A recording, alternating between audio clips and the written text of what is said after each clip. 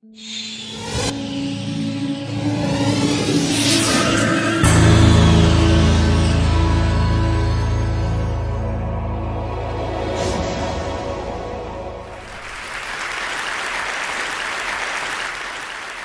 is the story of this pen? This is breaking the glass ceiling. Oh,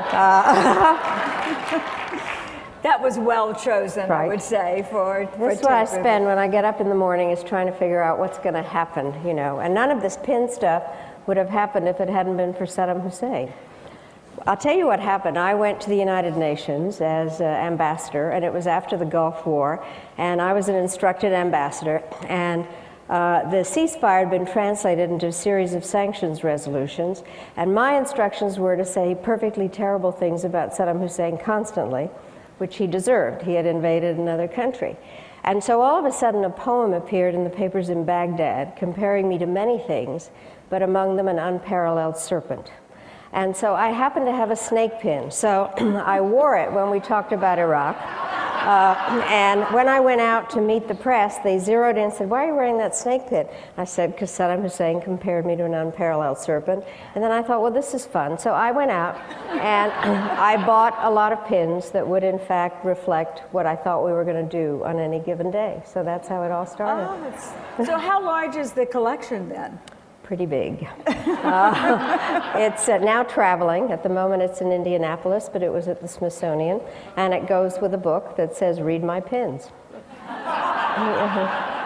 So is this a good idea? I remember when you were the first woman as Secretary of State, and there was a lot of conversation always about what you were wearing, how you looked, you know, the thing that happens to a lot of women, especially if they're the first in a position. So how do you feel about that, the whole... Well, it's pretty irritating, actually, because nobody ever describes what a man is wearing, but people did pay attention to what clothes I had. What was interesting was that before I went up to New York as UN ambassador, I talked to Jean Kirkpatrick, who'd been ambassador before me, and she said, "You've got to get rid of your professor clothes, go out and look like a diplomat." So that did give me a lot of opportunities to go shopping. But still, there were all kinds of questions about, did you wear a hat? How short was your skirt? And one of the things, if you remember, Condoleezza Rice was at some event and she wore boots and she got criticized over that. And no guy ever gets criticized, but that's the least of it. It is. For all of us, men and women, finding our ways of defining our roles and doing them in ways that make a difference in the world and shape the future. How did you handle that balance between being the tough, diplomatic, and strong voice of this country to the rest of the world, and also how you felt about yourself as a mother, a grandmother, nurturing, and so how did you handle that? Well, the interesting part was I was asked what it was like to be the first woman Secretary of State a few minutes after I'd been named, and I said, well, I've been a woman for 60 years, but I've only been Secretary of State for a few minutes. So it evolved. But basically, I love being a woman. And so what happened, and I think there'll probably be some people in the audience that will identify with this. I went to my first meeting at the UN, and that's when this all started, because that is a very male organization. And I'm sitting there. There are 15 members of the Security Council, so 14 men sat there staring at me, and I thought, well, you know how we all are. You want to get the feeling of the room, and do people like me, and will I really say something intelligent? And all of a sudden I thought, well, wait a minute. I am sitting behind a sign that says the United States, and if I don't speak today, then the voice of the United States will not be heard. And it was the first time that I kind of had that feeling that I had to step out of myself in my normal kind of reluctant female mode and decide that I had to speak on behalf of our country. And so that happened more in various times, but I really think that there was a great advantage in many ways to being a woman. I think we are better a lot at personal relationships and then have the capability, obviously, of telling it like it is when it's necessary. But I tell you, I have my youngest granddaughter, when she turned 7 last year, said to her mother, my daughter, so what's the big deal about Grandma Maddie being Secretary of State? Only girls are Secretary of State.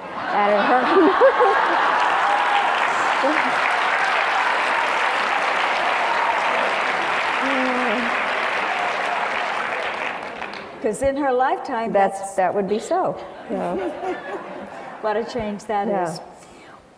As you travel now all over the world, which you do frequently, how do you assess this global narrative around the story of women and girls? Where are we?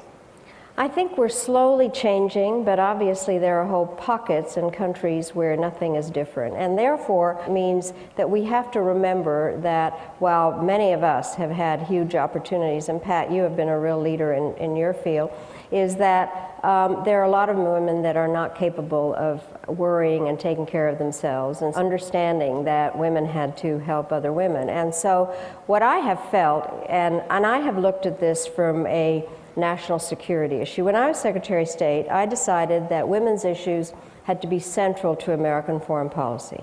Not just because I'm a feminist, but because I believe that societies are better off when women are politically and economically empowered.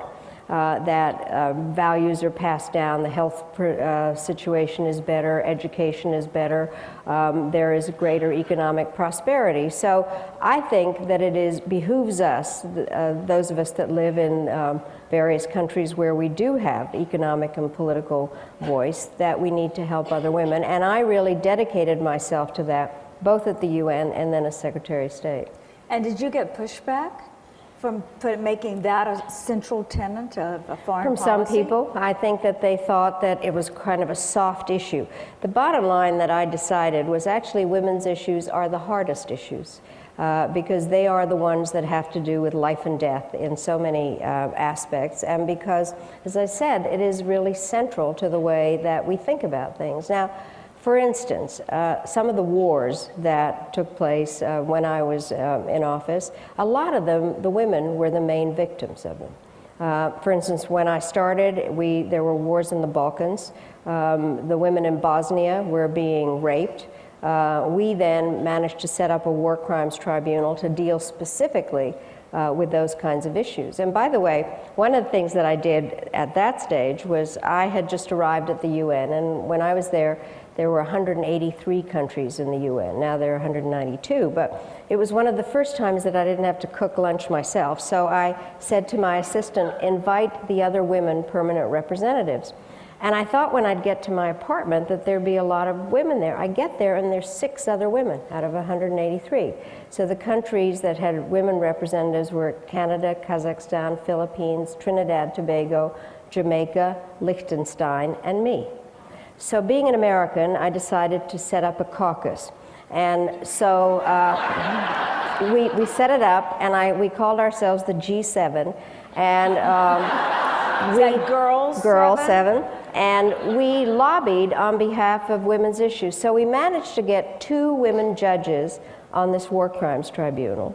And then what happened was that they were able to declare that rape was a weapon of war, that it was against humanitarian.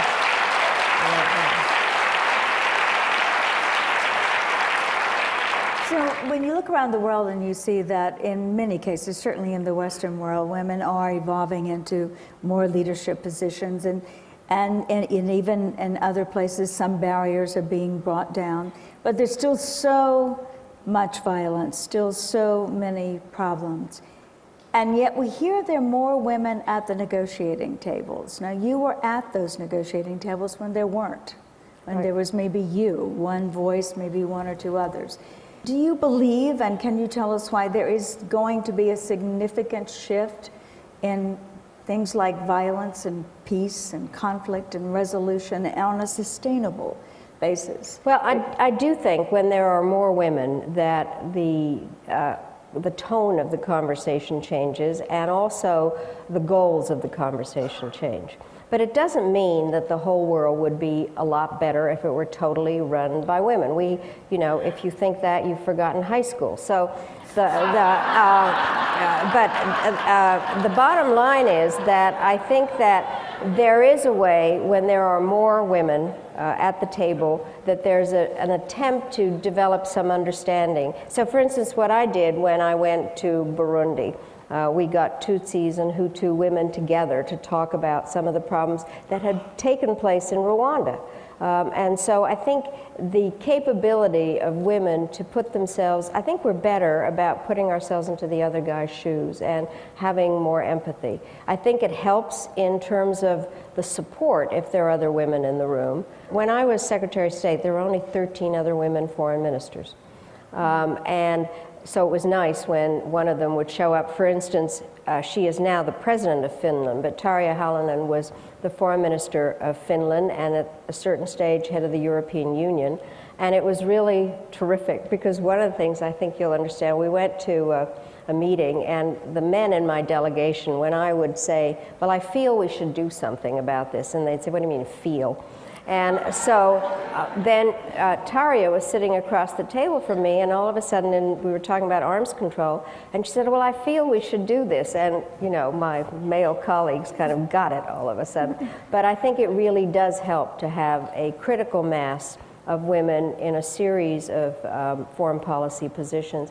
The other thing that I think is really important, a lot of national security policy isn't just about foreign policy, but it's about budgets and military budgets and how the debts of countries work out. So if you have women in a variety of foreign policy posts, they can support each other when there are budget decisions being made in their own countries.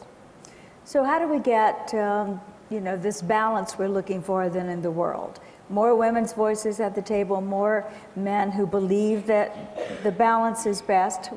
I think one of the things, I'm chairman of the board of an organization called the National Democratic Institute that works to support women candidates. I think that we need to help in other countries to train women to be in political office, to figure out how they can in fact develop political voices.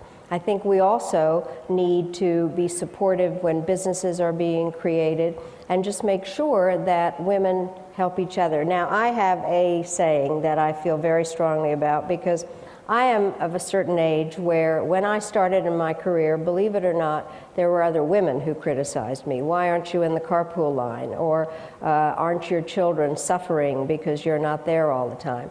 And I think we have a tendency to make each other feel guilty. In fact, I think guilt is every woman's middle name. And so I think what needs to happen is we need to help each other. And my motto is that there's a special place in hell for women who don't help each other.